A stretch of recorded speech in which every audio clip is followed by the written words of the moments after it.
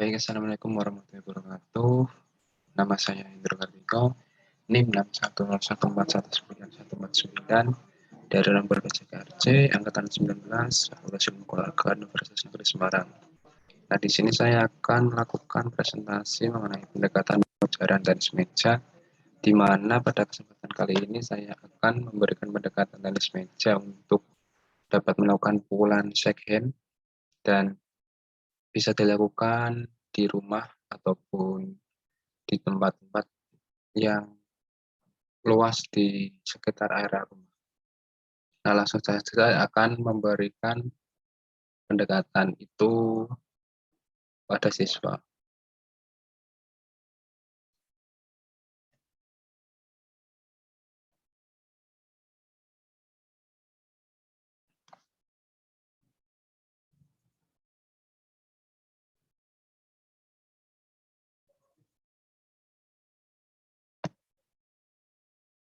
Nah, ini pendekatan pembelajaran pegangan second pada tenis meja SMP kelas 1. Nah, itu pada satu kelas dengan jumlah 28 siswa. Nah, itu tujuan dari pembelajaran ini diharapkan siswa mampu mempraktikkan pegangan second dengan benar dan melatih kreativitas siswa melalui pembelajaran tenis meja. Nah, kemudian saya akan memodifikasinya menggunakan sarana dan prasarana seadanya yang ada di rumah jika siswa SMP kelas 1 itu belum memiliki bed ataupun memiliki peralatan yang sesuai. Nah, itu kita bisa menggunakan kardus ataupun kayu ataupun menggunakan triplek. Nah, seperti itu. Nah, itu kemudian bolanya kita menggunakan balon. Misalkan ada balon kecil, kemudian ada balon yang untuk anak-anak itu. Nah, kalau misalkan kita menggunakan modifikasi baiknya menggunakan tote bag, nah kita diberikan ban ataupun kita berikan apa kayak semisal pantulan seperti itu. Nah, tapi bolanya tetap bola tenis meja.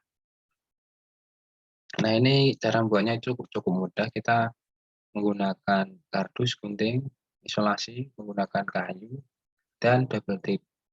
Nah, itu di dipotong sesuai dengan pola, kemudian direkatkan menggunakan double tip.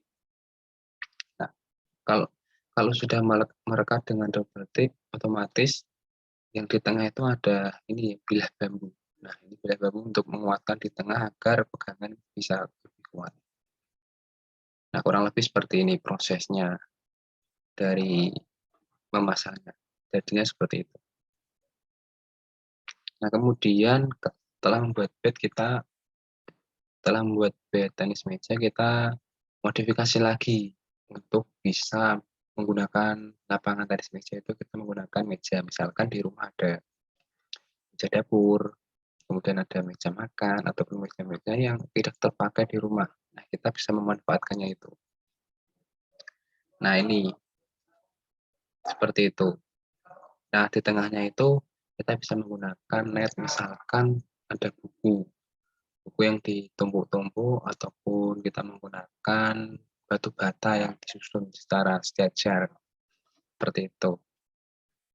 Ataupun kita cuma menggunakan tali doang juga bisa. Nah, ini kalau pembelajaran second itu dari sekolah kita bisa menggunakan pemanasan permainan ataupun game untuk dapat meningkatkan teknik dari siswa tersebut agar bisa lebih baik. Nah, ini misalkan ada permainan yang pertama ada low esi, itu anak saling berpasangan sesuai dengan siapa yang ambil bola tenis, kemudian peserta diminta untuk melakukan timang-timang dari satu titik ke titik lain. Nah, itu berawal dari titik misalkan dari ini kanan kemudian ke kiri seperti itu agar pukulan ataupun pegangan dari second itu bisa lebih kuat atau nyaman untuk mencari kenyamanan pada pegangan. Kemudian ada low heart. Low heart itu lebih sedikit naik ke atas levelnya. Nah, ini tetapi ini tidak boleh terjatuh, berarti bolak-balik. atau tidak, kalau ini tuh boleh dari titik satu ke titik lain, tetapi pada level ini saat boleh digunakan ke bed teman tidak boleh tersentuh. Berarti ini seperti mengumpan, misalkan kita menggunakan timah-timah dari yang kanan, umpan yang kiri, tapi di umpan tidak boleh terjatuh, seperti itu. Kemudian yang medium, sedikit naik lagi ke atas. Satu kelas dibagi menjadi 2 kelompok, yang di dalamnya dibagi menjadi 2. Setiap anak melakukan timang-timang dengan melatih rintangan secara zigzag dan dilakukan bergantian. Dan bola ini tidak boleh terjatuh, jika bola terjatuh diulang kembali. Nah, ini berarti setiap anak ini melakukan gerakan zigzag. Nah, dan tidak boleh terjatuh saat menimang-nimang. Kemudian yang selanjutnya satu level ke lebih tinggi lagi, yaitu hard AC. Nah, ini sama, dibagi menjadi 2 kelompok, kemudian dibagi lagi menjadi 2, dan melakukan timang-timang dengan melatih rintangan. Tetapi kita berputar lebih dahulu sebelum melakukan zigzag, berarti berputar misalkan 3 kali. Nah, ini untuk melatih daya lihat ataupun daya konsentrasi dengan otak ataupun tangan agar kita bisa bertimang-timang dan tidak boleh terjatuh.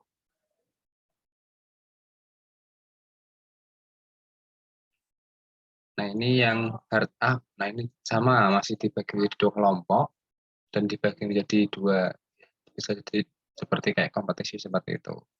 Nah, ini seperti tadi berputar lebih dahulu. Dilakukan secara bergantian dan tidak boleh terjatuh.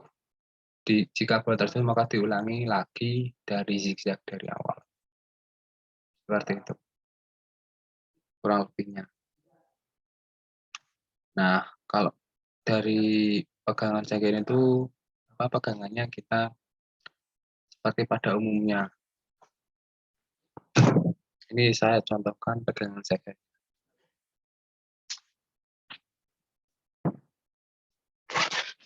Nah, ini ada bed tenis. Nah, mungkin pegangannya seperti ini. Posisi tangan lurus. Dan ini satu jari tangan ataupun jari telunjuk itu di menghadap bed. Seperti itu. Nah, itu ada gambar bermain di rumah, misalkan kita menggunakan meja dan menggunakan alat modifikasi. Seperti itu. Nah, kemudian ada kelebihan dan kekurangan. Kalau kelebihan otomatis bisa melatih siswa untuk dapat bisa menggunakan pukulan jagen ini dengan baik dan benar. Kemudian dapat melatih kreativitas, dapat melatih fokus pada observasi titik, dapat melatih kerjasama dan kekompakan. Kemudian kalau kekurangannya itu siswa terlalu menyepelekan, kadang kurang serius jika dilakukan di rumah. Dan yang kedua itu siswa harus bisa dituntut untuk melakukan gerakan ini agar nantinya program kedepannya agar bisa berjalan dengan lancar. Karena kalau program ataupun gerakan yang dasar ini kalau tidak bisa, teman menang bola tidak bisa, otomatis materi yang selanjutnya misalkan ada pukulan forehand, kemudian pukulan backhand, nah itu dapat menyulitkan dari siswa tersebut. Makanya kekurangannya itu siswa harus dituntut aktif untuk dapat mengikuti pembelajaran dengan baik, yang memiliki kemampuan olahraga ataupun tidak. Mungkin seperti itu. Kurang lebihnya dari saya mohon maaf apabila ada kekurangan dan penyampaian dari saya mohon maaf. Wassalamualaikum warahmatullahi wabarakatuh.